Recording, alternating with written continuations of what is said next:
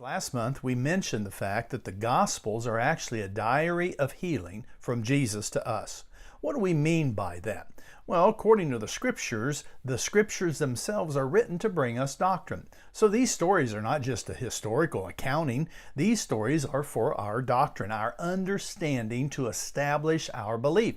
Did you know there are over 19 direct events of healing in the Gospels? Now, when we say an event, we're talking about somebody actually got healed, how they got healed, what the Lord did, what they did, so forth and so on. That's not counting all the verses, individual verses of healing. 19 different events, many of them are recorded in 2, 3, a couple even in 4 Gospels. Do you realize there's over almost 50 mentions or stories of healings in the Gospels? And it's all for doctrine for us. See, Jesus gave us all these stories that they might be a diary to you and I. They're not just about general healing either. They're about specific kinds of sicknesses. For example, today I want to look in Matthew's Gospel, and we're going to read a little bit about a leper being healed. Matthew chapter 8, verses 2 and 3.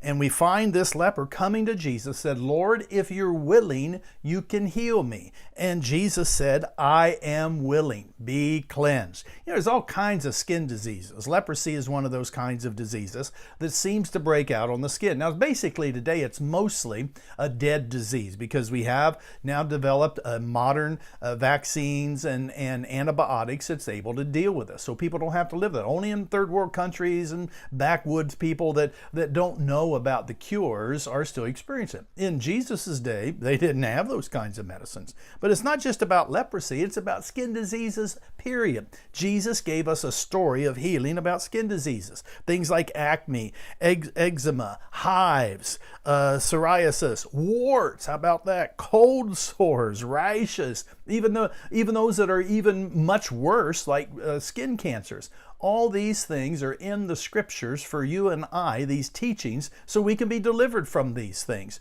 Jesus wants you healed, even of skin diseases. We're going to come back next week and we're going to talk specifically about what this man did and what the Lord did to be able to receive healing from skin diseases.